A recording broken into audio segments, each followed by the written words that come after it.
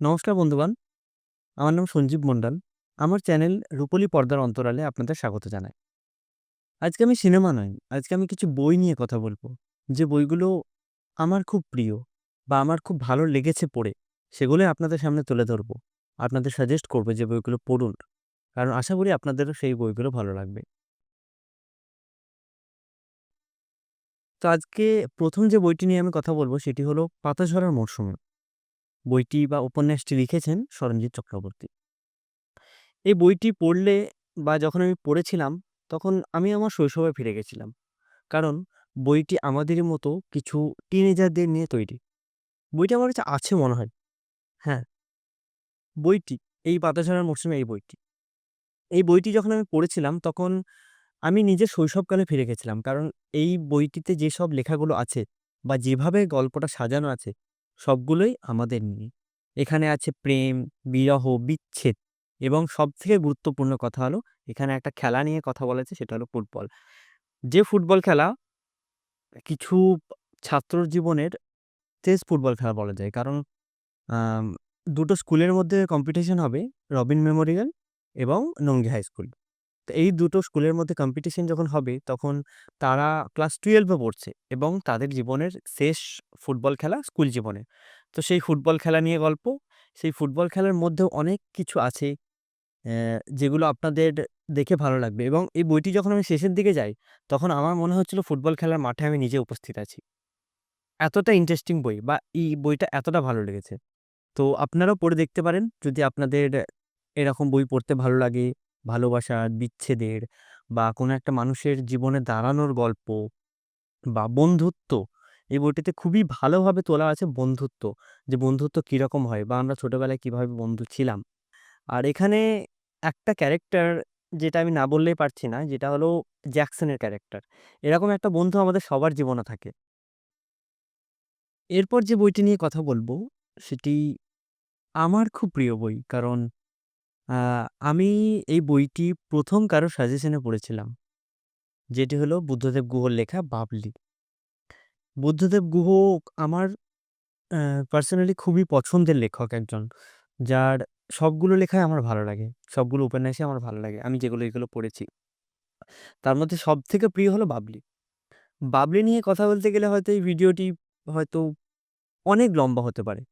আমি আশা করি অত লম্বা করব না এবং এই ভিডিওটা ছোটর মধ্যেই আমি শেষ করব। তো 'বাবলি' যখন আমি ১ম পড়েছিলাম, আমার খুব ভালো লেগেছিল। কারণ 'বাবলি' যে মেয়েটি ছিল এবং আ ও নিজেকে মনে করত ও খুব আ মোটা-সোটা, কুৎসিত এবং তার জীবনে একটা ছেলে আসে এবং সেই ছেলেটি তাকে বুঝতে শেখায় যে না, সে মোটা নয়। মোটার মধ্যেও তার মধ্যে সুন্দর বা ভালো লাগার ব্যাপারটা আছে এবং বুদ্ধদেব গুহ এই সবগুলো জিনিসই বা এই সবগুলো ক্যারেক্টার বলুন, সবকিছু একটা মিলিয়ে মিশিয়ে একটা সুন্দর পরিবেশনা করেছিলেন আমাদের কাছে।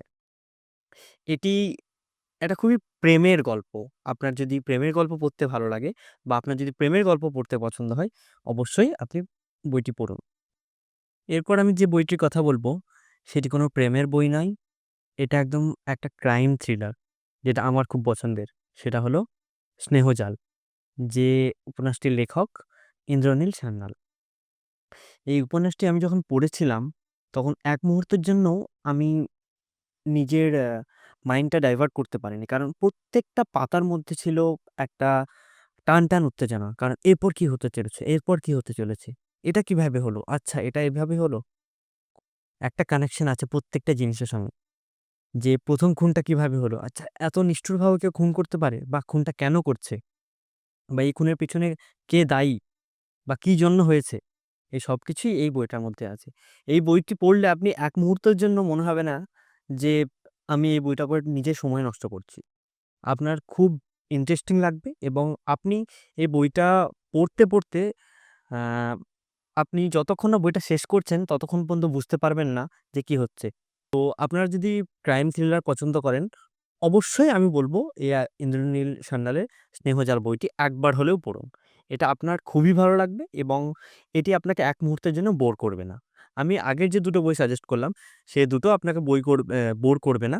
কিন্তু এই যে ক্রাইম থ্রিলার এর কথা বললাম, এটি আপনার অবশ্যই পছন্দ হবে। যে ৩ টি বই আমি সাজেস্ট করলাম আপনাদের, পড়ে অবশ্যই আমাকে জানাবেন কমেন্ট বক্সে এবং আ আ এরকম আরও ইন্টারেস্টিং সিনেমা নিয়ে ফ্যাক্টস বা সিনেমা হিস্ট্রি বা বই রিকমেন্ডেশন বা আরও নতুন, নতুন তথ্য জানতে হলে আমার চ্যানেলকে সাবস্ক্রাইব করে রাখুন এবং ভিডিওটি লাইক করুন, ভিডিওটি বন্ধুদের সাথে শেয়ার করুন।